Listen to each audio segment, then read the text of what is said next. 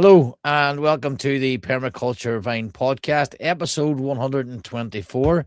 This is a live episode with Permaculture Canada. Welcome, Lindsay. Hey there, thanks for having me. Good to be here. Yeah, and I'm your host, Cormac Harkin. We were to be joined by Neal Hegarty from, he's in Lake Atitlán in Guatemala. Neal will be joining us soon. He's having a few technical issues. But me and Lindsay will have a catch up anyway. How have you been, Lindsay? I've been fantastic. Yeah, really busy and going through massive transitions. Yeah, seen a few of your posts. Exciting stuff. Yeah, I did a First Nations project in May. So I got to go out to Vancouver Island there and meet a lot of the tribe members and talk about a vision of their future and how to incorporate permaculture into their community, as well as weave in that aspect of ancestral wisdom back into the land and connect the elders to the youth, which is amazing. It's been a dream project of mine to do something like that. So super honored to take part with that. And then two other projects. The other one is a small agricultural project that is also a luxury B&B rental with horses in a beautiful place outside of Calgary where the mountains are just massive on the skyline. And it's actually one of the only adobe houses in southern Alberta, which is amazing. I've had my eyes on this thing since I was, a teenager. So it's really cool to be now working with those people. And I'm going to go stay there in like 2 weeks and take a whole bunch of drone footage for my base maps for the design that I'm going to be doing with them. And I just got back from Oaxaca, where I'm doing a women's wellness retreat center and residence. It's just under 5 acres, pretty close to Sochi and Zipolite, if anybody's familiar with Mexico. So it was amazing to go back to Oaxaca. I was just there in December, so I've managed to actually grow some community down there and have friends down there and like run into people I know on the street, which is amazing. But yeah, so I went down there with Earth in Hand.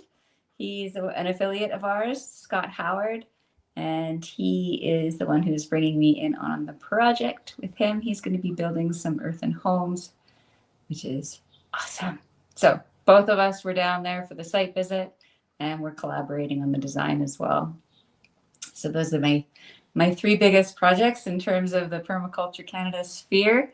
And then other than that, I am leaving the city and I'm jumping out of the matrix and I'm going to go live in a school bus in the mountains coming on July 31st. So it's been a long go of being in Calgary. I've been here for too long, like 19 years. So it's time to go. And it's time to also, stop having to pay rent and all the regular things that come with living in the city and just jumping into a different timeline altogether, living in a bus in the forest, in the mountains. Yeah, that sounds class. Let me get through them. So Maria wasn't it McKenty was on last month. She was chatting about that project he's worked on. Yeah. I had a lot of feedback. I'd say people wanting to know more about that. So it'll be interesting to get these on for our podcast, just dedicated to that, if that was all right. Yeah, that'd be great. Yeah, because I had a few people emailing me. They wanted to know more about it. Yeah, no, I'd love to hear the feedback. Seemed to perk up our interest. And then, yeah, so you're moving to a school bus? I'm moving into a schoolie. Yep. And there's quite a lot of work to do. It's already camperized, but in a way that's not particularly, I guess, my style. We're taking out some bunk beds and putting in an office desk, kind of music table, library area. I've got to put in a new bed frame. I bought my mattress today. The bed frame there kind of got a little bit of water damage, so I'm trying to get anything that has water damage out of there for air quality's sake. And then it's got a full fridge, which I think is a little bit extra. So I'll probably use the fridge just to put my food in to keep it away from mice and critters and things like that. And I bought a smaller cooler that's operated by solar that can kind of roll underneath the counter there. Got my solar panels. We've got a Blue Eddy unit that I bought an extension for so that I can have power for, 3 days at a time is what we're searching for or reaching for. Of course, it's going to be dependent on how much sunshine we get. And then I've ordered an on-demand water heater as well. That's propane fueled, but that's not coming till August 10th. So I'm going to be showing these sorts of things that I'm purchasing to live off-grid on our YouTube channel and on our socials, just to do the unboxing. And it's a learning process for me, really, to be purchasing these units and learning how they operate and ins and outs and the troubleshooting and all of that. So I'll be sharing my journey all along the way. If people want to follow that, you know where to find us. Is that right? So it's Permaculture Canada on YouTube. Yeah, you bet. Yeah, or Instagram, kind of TikTok. I don't know. It's just there's so much social stuff, you know. Instagram will blast it out to Facebook, and then I'll put it on YouTube as well. Yeah, I haven't been posting at all this last 2 or 3 months. Right. I think my last 3 podcasts were 3 lives with yourself. with Permaculture Canada. It's nice to just live life. Yeah, but it doesn't really bother me, but I suppose the algorithm might bother that. But I just say follow whatever. I don't put myself under any pressure to make these things. There's other more important stuff. And even my own property now is a mess. I haven't cut the front grass yet. It's like it really needs cut. It's desperate looking, but so I'm going to start to revamp my property now. So we were thinking of moving. I mentioned this loads of times, and then we decided not to move. But at that stage, all the chickens were gone. So we're trying to get back on top of it now. So I have a bit more time now in the next couple of months.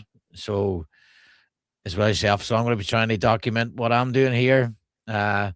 Basically not a full scale Instagram permaculture garden, but more sort of practical based on what you can actually achieve as a busy parents, basically. As a stay-at-home dad, I homeschool one of my children, I work part-time. So there's a lot of stuff there. So it's like, right, what can you achieve in a short space of time? Right. So I'm calling you can actually follow that over on school. If I can find the link here. There's so we have a community over in school. If anybody wants to jump over there, we have fortnightly now community meetings, and there's just more stuff posted on. You can follow what I'm up to. Cool. I was like, sorry. Yeah, go ahead. Well, I was like, that's one thing we could do is we could show my garden here where I am renting because it's quite beautiful. I haven't planted this, but I'll just flip it around if I know how to do that in this program. There we go. So this is where I am now. Lindsay, just to be thoughtful as well, it's a podcast. So if you can just describe the things as well while you're going through. Yeah, you bet. Yeah. So we've got a full-on perennial garden. We've got roses and peonies and a whole bunch of perennial plants in here. So whoever planted this garden knew what they were doing because the entire thing is blooming all times of year. It's an absolute oasis for bees. We've got nutting onion here, a whole bunch of roses. We've got valerian in there, horseradish. There's going to be some coneflower, eucalyptus coming up. Bunch of lilies and hostas. And then back here we got all raspberries, different kinds of golden raspberries. We've got a pond that isn't hooked up to anything. So sadly, the water quality is not so good. It needs some oxygen. The whole back there is tiger lilies. And then my parents, I had an orchard planted out at their place. So they're selling this year as well. So last fall, I went out there and dug up my orchard. And I put it here in this tiny little corner in the backyard. So that's about 53 berry bushes in there. We've got hops, grapes, 5 different kinds of cherries, haskellats, currants, gooseberries, Korean pine. And then there's some smaller plants like yarrow and some sweetgrass as my support plants and some buffalo berry. yeah, so I'm going to be either selling all of this or moving it to where I'm going. That has yet to be determined, but I've got just a little bit of time to figure all of that out.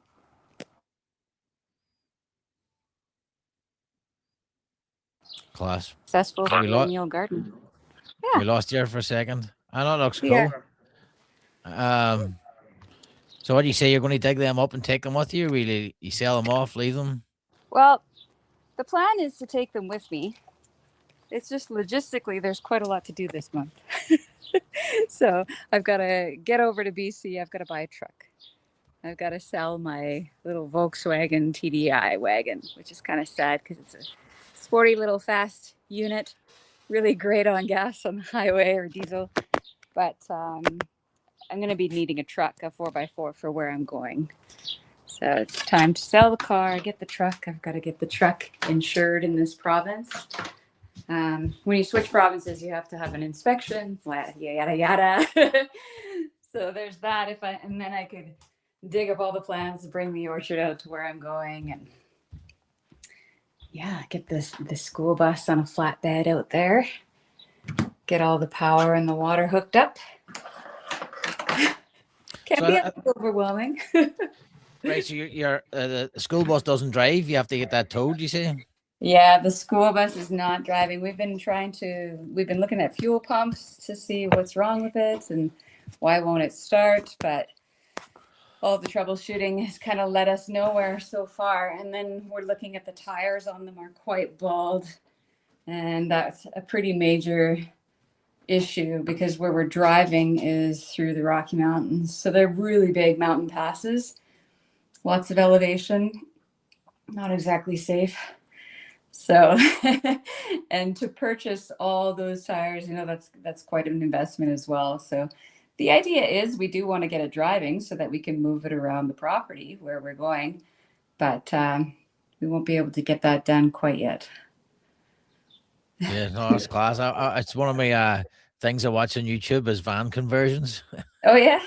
Yeah, but for me, it would be for like a day van. So Okay. if you're going on a day trip, you'd have seats, maybe a toilet for emergencies, and just to carry some gear. I don't think I don't think I'll be living in one anytime soon. Yeah, and like you say, the toilet, right? That's probably going to be my first order of business. There is nothing in the school bus right now. There's like a little room with a ledge that I can put a little like bucket with a toilet seat on it. Basically, I'm going to have to set up a 3-stage composter as soon as I get there. That's going to be one of the first orders of business. Either that, or ideally I do a pit toilet. Really, honestly, I would much rather have a pit toilet because then I could just dig a hole, and there it's begun. And Yes. then, build from there over time. So when you say a 3-stage compost, do you want to explain that? Yeah, using humanure, you basically have to have any of your humanure, your excrement, or your waste has to sit for a number of years before it can be utilized or turned into compost. So having a 3-stager kind of allows you to work over a number of years and, fill up one's place, let it rest, move to the next one, let it rest, move to the next one. So having that adequate amount of time for that thermophilic composting to take place is pretty important. Yeah. And what's the regulations like there in Canada around that stuff? Couldn't tell you. Don't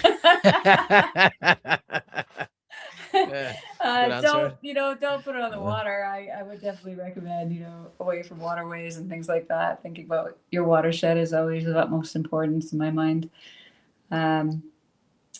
Just do it right and do it well. Make sure it's not smelling and you're not throwing things in there that shouldn't be in there. And just managing your own waste is definitely going to be an effort that won't be something I'm super excited about, but it's just part of what I'm jumping into, and it's a sacrifice that you make for the freedom that I'm going to obtain through this lifestyle, which is why I'm doing it, because I'm just not here. I'm just not in a home long enough. It doesn't make sense for me anymore to be paying rent somewhere and maintaining a home when I'm rarely ever there. So having somewhere where I'm a little bit more movable and don't have so much overhead and so many bills is going to make a lot of sense for my lifestyle at this point.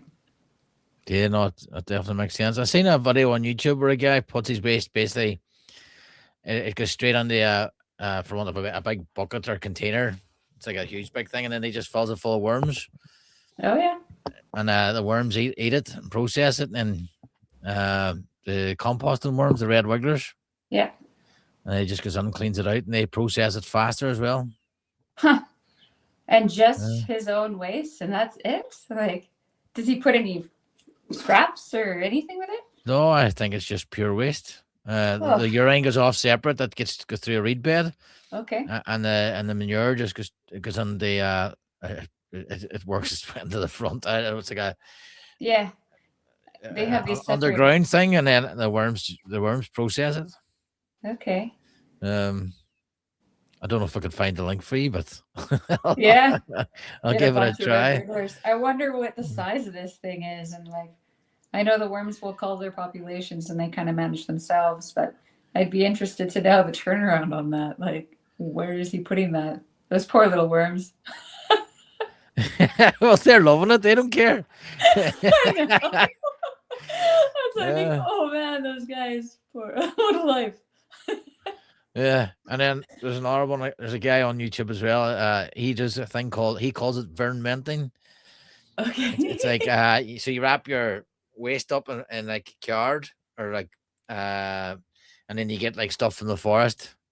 He calls it I can't remember what he calls it, but then basically puts the worms on. So he gets the manure, gets the worms, wraps it up, and then it processes it in a few weeks.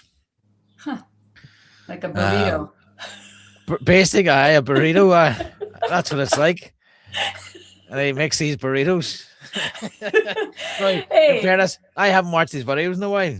Yeah, anybody watching this show right now, throw up your humanure techniques, because hey, I'm open to it. I'm gonna have a lot of time to experiment out there in the woods. I mean, pretty remote out there, doing all sorts of things actually. So, and then willing to experiment. Jeff Lawton is a good one. He uses the elevated platform and the wheelie bins. Okay. So you basically go straight under the wheelie bin, and then you can just switch out the wheelie bins. Right. Yeah. Well, where do I take the wheelie bins though? Right? Because then I'd be putting it in the back of the truck and shipping it somewhere. Like, I guess it depends where you are. Actually, so he processes it on site. Okay. So he puts the sawdust and manure in the bin. Yeah. So as you're going, you do your business, put the sawdust in, and then when that bin's full, you wheel the wheelie bin away. Yeah. And then you put another one in, and then you just leave that for 2 years or whatever it is. Yeah. And then it's ready. So there's a constant flow there. Yeah, because pouring buckets out and all of that just seems like a not enjoyable task in my mind. It's just a whole handling. No, I thought about putting one in the garage when we're putting a toilet in, but I was like, no, it's too much work. Yeah, well, when we were in a tribal gathering in Panama there, that festival, I have never seen cleaner bathrooms in a festival before. They had people like there cleaning them the whole time, but they had that system too. So it was a built-up box high enough that they had these wheelie bins underneath, and that's what they were doing. It was really well managed. No sense. It's really good.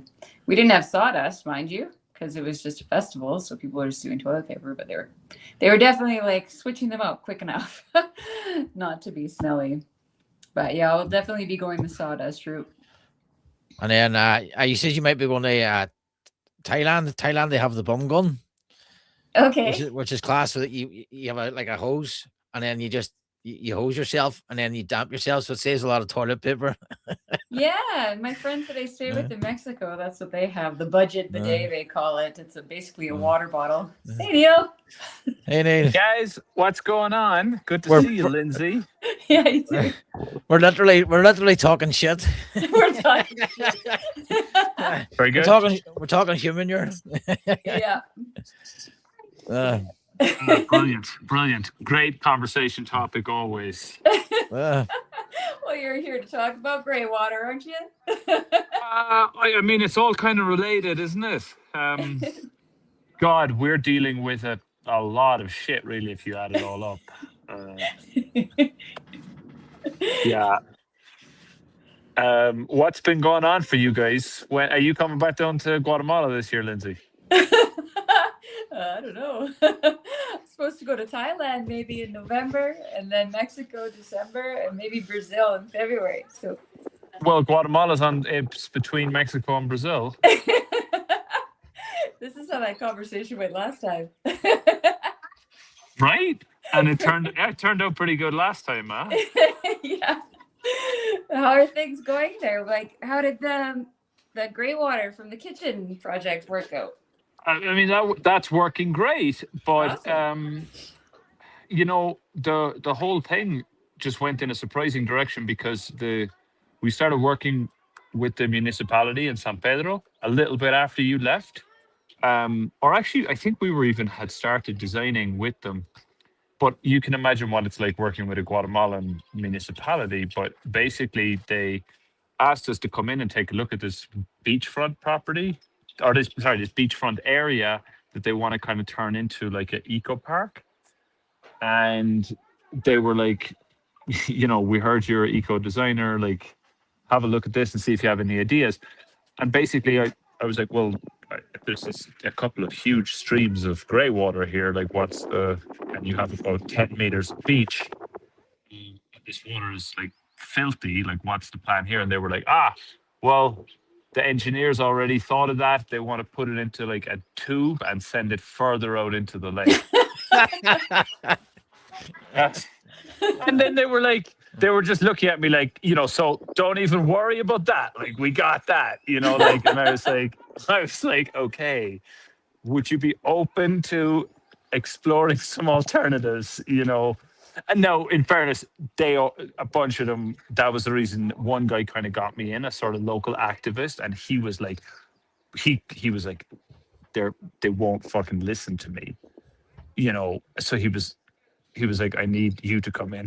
You know, he knew, he was like, oh, if this educated looking white guy comes in and says what I'm trying to say, they'll actually listen. So it's not like they all thought this was a good idea, but like, it's crazy what engineers in this country do and sign off on. So we started that process, and, you know, we basically designed kind of like permaculture, riparian, the typical thing any permaculture designer would do. Jeremy was very involved in the design. And then the mayor was like, okay, I'm into this. She sent her people over and we did like a tour of the projects with them. So we were able to show them, you know, a bunch of stuff we'd done. And we were able to show them as well all the stuff that Jeremy's done for Water for Life. So suddenly they kind of got very excited and they were like, oh my God, like, we have money to do this and the mayor wants to do it. So we started collaborating with them, and, you know, then I just started posting about it, and then suddenly people were like, oh my God, how can we help you we want to help, like, tell us what to do. And I was like, ooh, well, I hadn't actually thought of how to ask for help about this, but, you know, I guess I should. So we decided to sort of set up like a volunteer program where people can come. What we're doing really is we're creating like an alternative form of tourism. So people can come here, and instead of just like doing yoga or, you know, drinking beer, they can go out and help on these projects and sort of learn as they do. So we've like got these different projects going on with the municipality, with a bunch of indigenous neighbors, where we're helping them to create food forests. You know, a couple of other farmers who have grey water streams going through their property, where we're doing more of those kind of interception and irrigation systems. And it's been really great because a lot of people really care about this lake and really don't want it to die. And so that's, I guess that's what I'm like most excited about, really. Yeah, that's awesome. I've been seeing your posts and I saw some of the backlash. I thought it was interesting. Maybe you can speak a little bit on that in terms of, you know, the riparian plants that were chosen for the work. And yeah. Oh my God, this is a real lesson in, like, if you're not getting criticized, then you're not doing enough. Like, that's how I took it. It was like, okay, I have my little group of haters now. Thankfully, like you're nobody if you don't have some trolls that despise you. But this was interesting because a lot of the people that really attacked us would really very much consider themselves like ecologists, but there's, I guess, a branch of ecology that believes, and they might be right. I just don't think they are. But the belief seems to be that if a plant isn't like endemic of an area, i.e., not brought there by people, then using it is like automatically wrong. Uh, and I think most permaculturalists tend to not hold that view because most permaculturists I know see humans as part of nature. And so if a human brings a plant somewhere 1,000 years ago, but a bird brings a seed like 500 years ago, one is a native plant and one isn't, So, so a lot of people, we work with this like non-profit, and they work with a government organization, and they've had this program for the last 30 or 40 years to plant this in non-endemic, actually brought here by the Aztecs, they think, which is interesting. So not brought here by Europeans, brought here by indigenous Mexicans. This incredible plant that grows in the shore, like in the riparian area, like in the shallowest waters. Um, and it creates amazing amounts of habitat, and like it cleans it does such an incredible job. It does really well near entry points where there's a lot of dirty water coming in, and it holds it up, it uses it, it creates incredible breeding ground. And like none of this is my opinion, like this is what the non-profits run by indigenous people who've investigated the shit out of this and been doing it for the last 40 years. So all we do is we show up with our volunteers to the planting days that they organize, and we help. And so, and we also live here and like watch these things intensely. Like these are not invasive plants that are strangling the ecosystem. Um, and but people, like literally one person was like, "Oh my God, that plant's not native. You arrogant, colonizing, know it all," like, and it just set off this kind of chain reaction. And I, I probably didn't help it because I just kind of made like some pretty flippant, semi-sarcastic comments. I was just like, okay, cool. One guy was like, it's just like, thanks for the great advice. It was like, these plants should be removed immediately and native alternatives found. And I was like, cool. So just thanks for your opinion. I'm really impressed that you know enough to give advice on this. Having never been here, you're obviously incredibly smart. Just one question before I go around and rip out all this stuff that Indigenous-led nonprofits have been planting with the blessing of like graduate, like PhD ecologists. So before I go and rip all that out, should I like carry buckets around me to try and save all the animals that I'm going to kill, or should I just like tell them to go fuck themselves? And then, and then he was like, "You sarcastic," and so those people started getting on us, and then the other people that started getting at us were your colonizers and you're gentrifying this place, and also therefore like basically because you're white you must be evil. So the the kind of like backlash it created was extraordinary. Responding to it makes it in a sense worse. So I was just like, well, I actually am going to engage because I'm not just going to like not defend myself at all. But that does kind of like, it pushes the engagement and the haters hate more and all the rest of it. But it was interesting that side of it. Yeah, that's mainly what I could say. It was an interesting experience.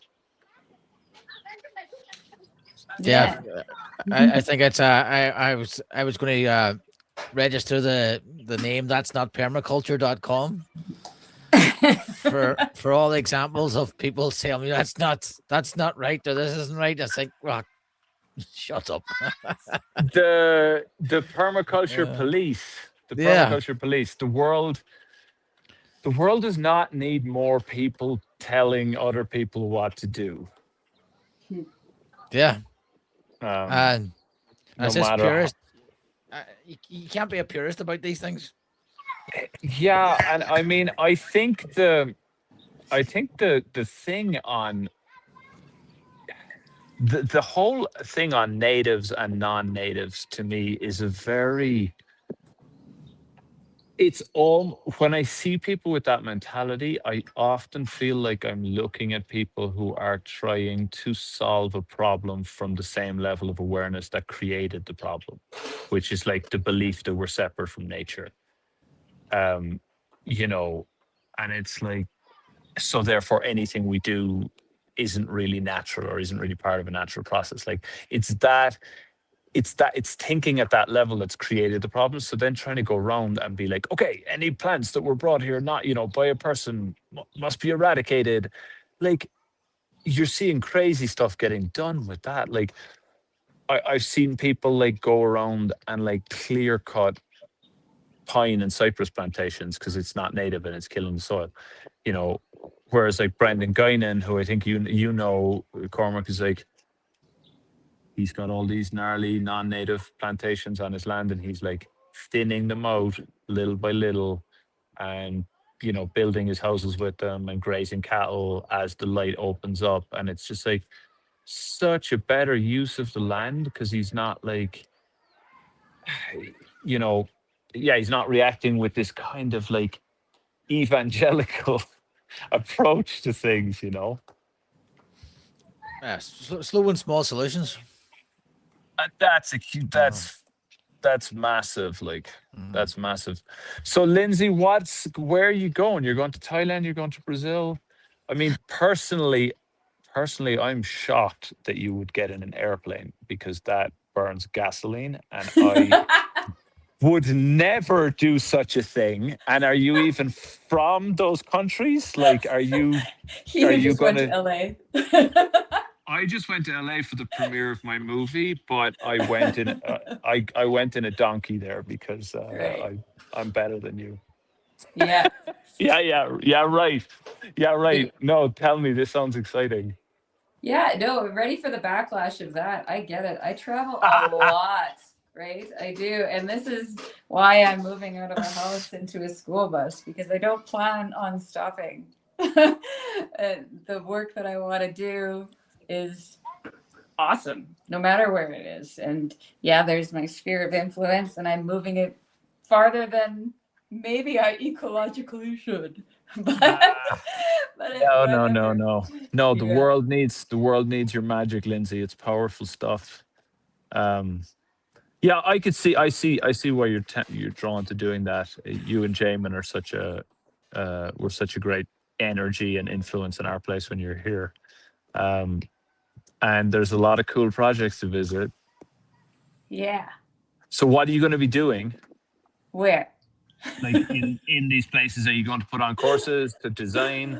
I'm going to be, speaking perhaps at a conference. We'll see. I have to assess the cost there in terms of getting to Thailand in such a short time, because it's coming up very soon. But Brazil, I'm going to be studying capoeira. My partner, Hugh, he wants to do the blend of capoeira with swing dancing. So we're going to go study capoeira. Eventually we'll go study swing, and that's just kind of like a side note for a movement dance thing we want to do. But, getting down to, I just got back from Oaxaca, so I'm doing a project down near Zipolite, where I just was in December. So it was really cool to get back there. I know Cormac and I already kind of like covered all the projects that I'm doing right now, but that's what I was down in Oaxaca for. And we're doing a women's retreat center. And the themes are going to be, I can't tell you. She doesn't know yet. Can't talk about it yet. She doesn't know yet. Got to keep my surprises. We'll talk about that next episode. But yeah, I'm just doing all sorts of different projects as usual, working with First Nations out here in Canada, which is nice. And then I've got some agro-tourism projects close to home here in Calgary. I'm moving out to BC at the end of July. I'm going to live in a school bus. So I'm in the midst of purchasing all my off-grid solar and water pumps and coolers and all of that. So and getting the schoolie all tip-top shape and modified so that I can have an office and podcast studio in there and all my art supplies and instruments somehow. Oh man, that's so cool. Yeah. That's so exciting. Yeah. I'm excited to be jumping out of the matrix, really. I think there's like so much programming in terms of what we think life should look like or does look like. I've kind of been out of that whole 9-to-5 mindset for a long time personally, but a lot of the talks that I'm doing, like when I'm going to Iceland in August to speak at Eclipse Festival. It's all about permaculture as lifestyle. So, how do we live our lifestyles through this permaculture lens? That's actually really interesting that you say that, because I was just in LA for the premiere of my movie. Not my movie, the movie I was in. But I did a little event when I was out there as well with a really lovely group of people. But it was very interesting to see the differences in kind of how they live and how they think, even though they were like, we would share a lot of values and they're super into permaculture. Like the lifestyle that you just automatically get pulled into, or almost certainly get pulled into when you live in a city like Los Angeles, it's unbelievable. Mhm. And it's really seeing people like how little time so many of them seem to have, or are able to dedicate to like what their real dreams are. Mhm. Yeah, so looking forward to having a lot more space. Hell yeah. Yeah. That's beautiful. So what's this movie, Neal? That's a funny one. So like, this is a good story actually. So like about 5 years ago, this guy showed up at our farm and took one of the permaculture courses that we were giving. And at the time, Lindsay, like we were building a lot of, what you came and stayed in, let's say. So he kind of joined when it was that like we were doing all the stuff ourselves. And anyway, he really enjoyed it. And he wrote to me afterwards, and he was like, I wrote a movie. I'm an amateur filmmaker, and I wrote a movie that I want you to star in, and it's set at your place. And so the premise of it is I play myself basically, but I'm working on my farm, and a love interest shows up, but I'm kind of torn because my wife has died several years ago, and I've been kind of like working in homage to her, sort of thing. It's beautifully shot, and it's all like on our farm or like projects we did. So it's like a really good, in a way, like visual of like Atitlán and like permaculture and all this. Um and so we shot it, and I never really thought too much more about it. And then recently he wrote to me to say it had been accepted to a series of film festivals, and that this was one of them, the Dances with Films Festival in Los Angeles. And so I hadn't actually seen the movie either. So he invited me out to kind of meet back up with the cast, who were amazing. Um, we had like 3 weeks of all these like cool, beautiful people staying at our farm where we shot this movie, and it was really fun experience. So I basically went out last week and caught up with them, saw the film, uh, and then I got to be like it was in a short. It was like it's a short in a shorts festival, let's say. So we came out afterwards and met all the other actors and directors, and like sort of did the Hollywood thing of like working the room and all that kind of stuff. Which I mean, obviously was different for me, because I was like, yeah, I'm not actually an actor. I just happened to be in this thing. So that was a funny experience. And then it was funny, just like I say, kind of being in LA. I did this kind of 1 day course with a friend of mine, Kelsey, who's like actually also doing amazing things. So it was a brief visit, but it was really fun. What's the movie called? The movie is called Soñado, which kind of means like dreamt in Spanish, but it's in English. Um, I'll send you a link to the trailer. I don't actually have the video yet because it's still got premiere status. But I think what I'm seeing is, and Lindsay is doing the same thing, is like really living the permaculture lifestyle is like have a freaking adventure with your life because you only get one. And adventures are funny. You just don't really know where you're going to get swept off to next. Yeah, absolutely.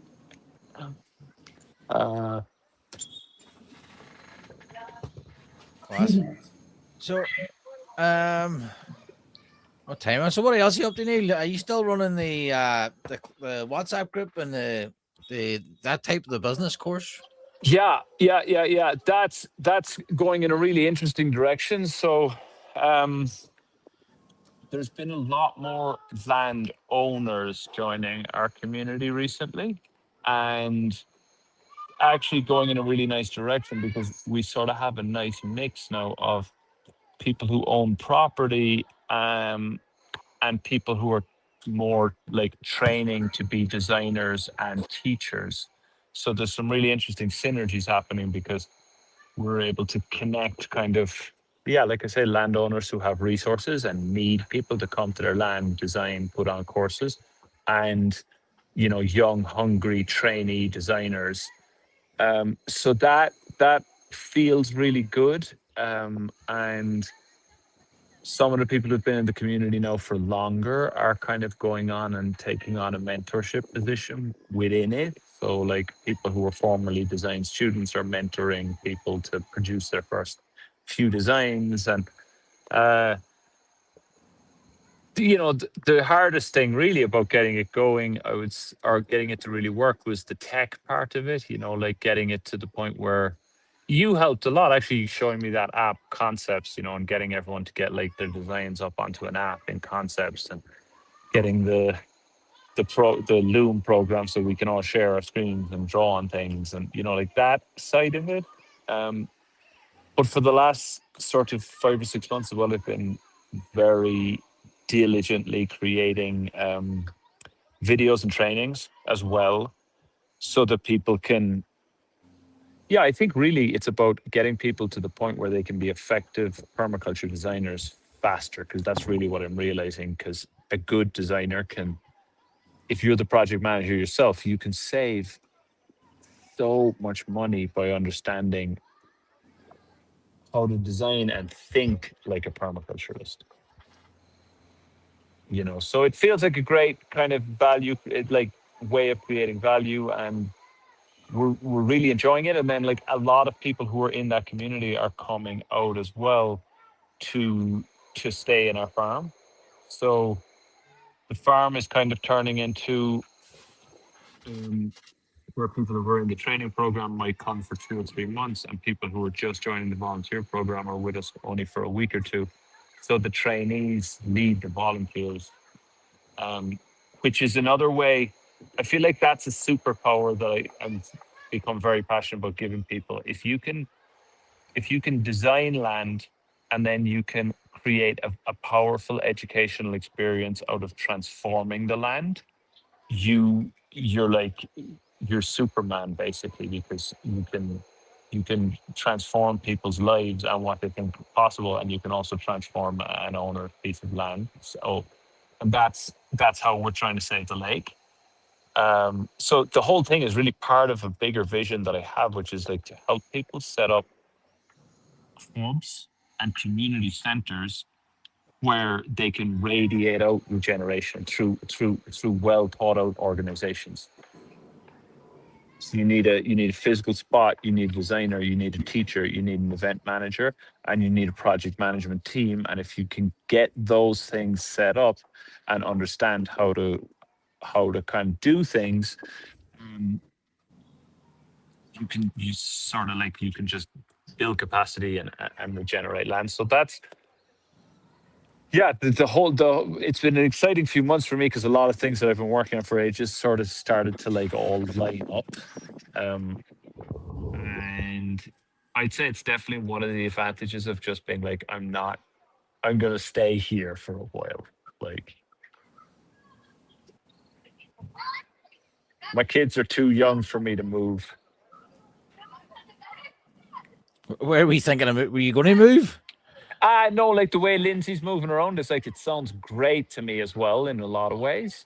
But I'm at this phase in my life where my kids are small, and um, it's good just to sort of hunker down and really create. Um, and then the lovely thing has been like just building that relationship with Jeremy, who's just he's taking his project management skills to a whole other level, and realizing that it's like, okay, like my role is more the design, the content creation, the storytelling, the attracting of the right clients. Like it was like Jeremy is just better than me at implementing the systems, at making the budgets, at managing the guys. Um, and sort of realizing then that there's like, oh, if we can organize like ecosystems of people the same way we do with plants, and we can kind of recognize different, I guess, sort of like archetypes and patterns in that as well. So it's a very, very inspiring time in my life, I think, and I'm very excited to share it, I guess. Yeah, so Lindsay, you'd experience of that bringing people together for Permaculture Canada. I've tried it a few times and it's fell on its face. Do you have anything to add to that? There's an art to it. It's one of the things that I realized it's more important to teach that art of leadership and marketing and value creation. Like, it's not like a simple thing to do. It has to be done very, very well. It has to be like documented properly. But I've seen it work now across so many different, like we did it with Adrian Grenier um in Austin. I did it the last time I was in LA. We did it when I last time I was home in Ireland. If they're done properly, there's just so much value that gets created on all sides. But one of the things that's hardest about it, actually, as well as or not hardest, but just has to be learned, is the kind of like the marketing side of it, the storytelling side of it, all of that kind of stuff. They're things that you need to kind of like plan out, basically, and have people to do. That's why I'm really saying, like, don't. It's the people who try to do everything on their own that fall on their face, in my opinion. Yeah, because we had 3 or 4, and it was the guy dividing things up, and then very quickly it got the where I was more like just ask forgiveness, not permission, and then at the other end of that was like, no, we have to stop, we have to agree everything before we go forward. We have to who does what and who does this, instead of just getting on with the job. Like, right, you're project manager, tell me what to do. Right, you do Yeah, the social media. You do it your way. I don't tell you how to manage. You don't tell me how to do social media. We just get on with that. yeah. Actually, a lot of this stuff is contained in the permaculture principles, if you realize it. So, like, the whole thing of people look at the one around like use renewable resources, and they think that just means solar and wind energy and all the rest of it. But if you actually read the original text, like, he was talking about investing in and setting up autonomous systems that like run and work on their own, and to value, like, to set teams up basically to be autonomous and to work on their own, but towards like a shared goal. That's really what sustainability is actually all about. Um, and it's actually a really beautiful model, because in a lot of cases it just means doing what you're really, really brilliant at and what feels like play to you, and being with other people who are really brilliant at what they do and it feels like play to them. So actually the whole thing, going back to what Lindsay was talking about earlier, is it's about not working, which is that's the lifestyle thing about oh, gotta go to work. Like Yeah, work has become a bad 4-letter word, right? it's terrible. It's terrible, and it's like the wrong word. It should be It is like the wrong I word. gotta go live. It's like I Yeah. gotta go live my life. That means I have to do things, but like do the things you like, and don't try to do all the things. A thing that I've become fascinated by over the years is the integral theory, and again, I think I've been really revisiting that stuff as I look to kind of increase my impact. And you know what Wilbur talks about, or Ken Wilbur in integral theory, what he talks about like taking that truly holistic approach, and looking at individuals and groups and objective and subjective, and also realizing that like everybody has different distinct abilities at across a whole range of activities. But if you kind of look at it from an organizational point of view, once you kind of realize like who people are and what they're brilliant at, it makes the decision making process become so much easier. No, I think you also need to work with people who have a requisite level of kind of emotional intelligence. Yeah. Lindsay, what's your experience of this by Permaculture Canada? Of working with people? Just bringing a team together. Just They want to be there. yeah. They want to be there. So, having a team necessarily wasn't really my goal when I started. It just manifested around me. So I was really kind of on this path of I wanted to go find the people. I wanted to go learn who was in Canada. I wanted to find all these silos of regenerative people that were all over the place that didn't kind of know each other.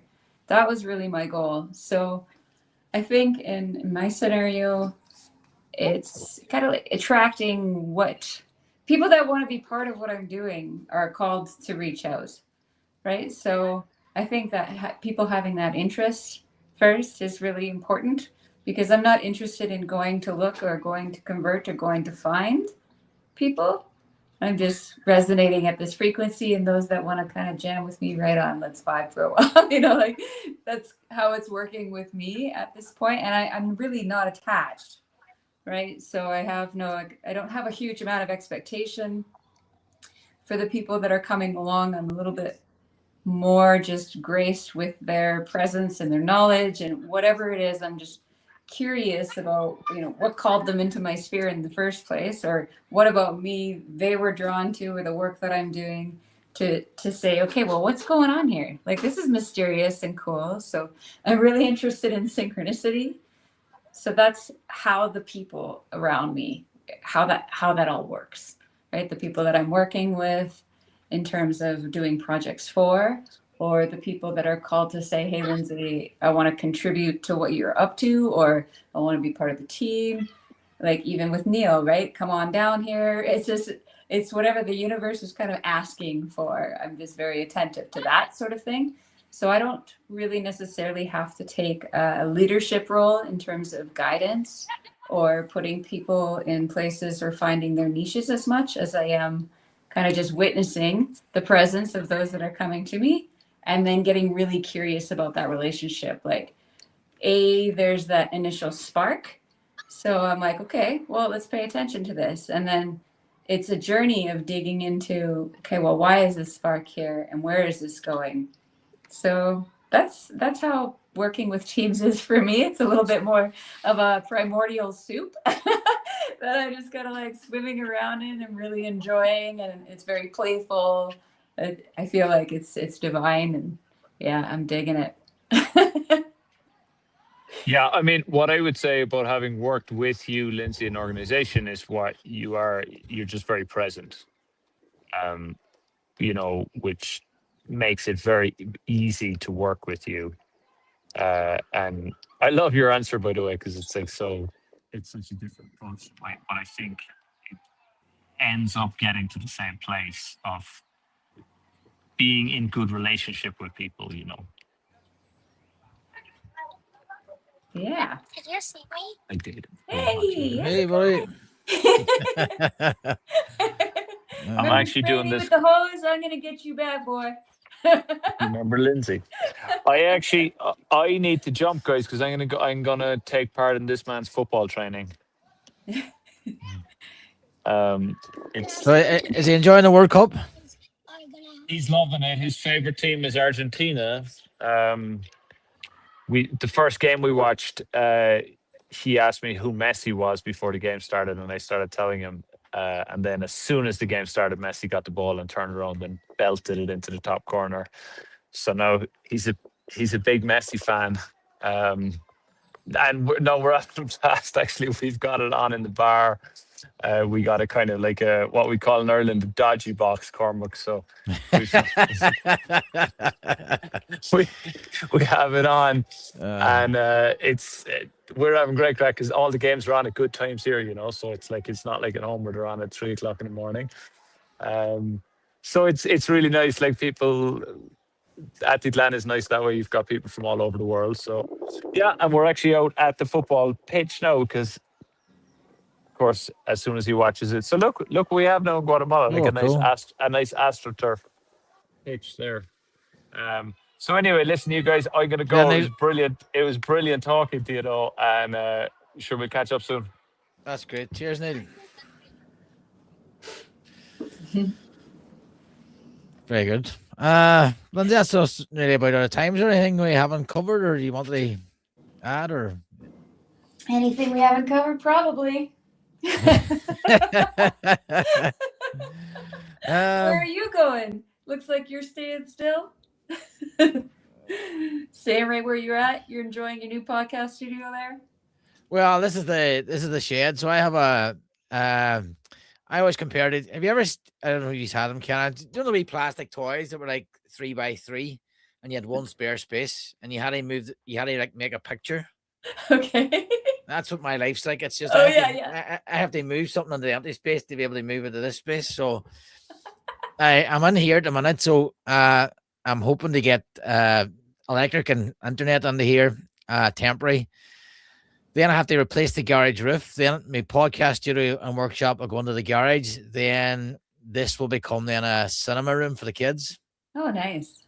And then there's a few projects in between which I need to do. I need a new kitchen, bedrooms to get sorted and stuff. But and then I want to get a van, as I said, a day van or a camper that just fits me and like a smaller camper. I want to start going around Ireland, exploring different permaculture places. Great. So I'm hoping to start generating some income doing these projects. As I'm doing consults at the minute, I'm not doing full designs. So any designs, I'll be referring to Permaculture Canada, basically. We're ready. Yeah. So I'll do consults. That's what I don't really have the time, so it's easy for me. I'll do an hour consult. We offer like a observation. It's like that's the sort of thing is observe. Start with observation, trying to encourage people to, basically, especially in an urban setting, is to look at what you have, not what you don't have. Forget your Instagram gardens. Start a salad bed. No, grow some soil. Process your waste. Start off really slow. Don't be everything on YouTube and Instagram is like, look at this fantastic garden where I grow 200 pounds of food, which is great for inspiration, but it's not really practical for someone working. Yeah. I'm trying to sort of look at the first steps of people of getting out of the matrix. How do you make that first step? Do the consult, help them, and then, as I say, pass them to yourselves, and you can do the full design. So that's where I'm really coming from at the minute. And I have a busy life, so I can actually book in 4 or 5 consults, get them done, and that's it. Yeah. And then I'm hoping to set up a workshop. You see, I have a 3D printer there, so sort of looking at doing repairs, sort of the reducing waste, things like that. That's my background. I'm an engineer, so trying to branch out into a few different things. It's not just pure design. And then hopefully then when the kids get up, then I'll be able to go and spend more time, going out on sites, site visits, concentrate and getting bigger designs as my experience gets better. But he's a few interesting thoughts on that chat there about being part of a team locally, trying to build that. Because I've tried to do it all myself, it doesn't work. So that's why I'm just concentrating on the on that. So if anybody wants to design, we have where's the banners? We have Permaculture Canada.world. You betcha. And then for our for Vine Permaculture School community, I've called it the productive property. So basically follow me through as I build these spaces out, build my front yard food forest. I have a greenhouse they build, a lot of projects they do. Just trying to make this small urban plot a bit more resilient and using permaculture design as the method. So it's not so much a permaculture channel, but permaculture will be the underlying design method. And what else? Yeah, shout out to for the gathering this weekend in Ireland. I'll not be there, but that's a all Ireland gathering. I think there's a few tickets left, and that's about it, really. Awesome. Yeah. Well, good chat with you. We'll see what happens for next month. I'm going to be my first week in the schoolie, so I think we tentatively have Mr. Colin Mills coming in on behalf of Permaculture Canada. Right. So, I haven't met Colin before. yeah, so I'm going to double check with him, but I had asked him to be lined up for August, so that'd be great.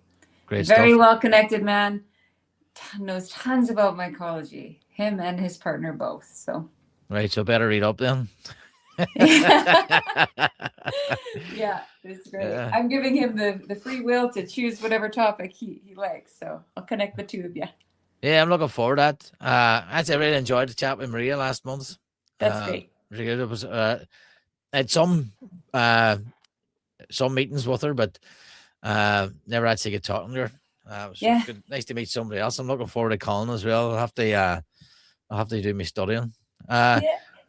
Lindsay, if everyone's listening, thanks very much. And we'll chat to you, Lindsay. Thanks very much again.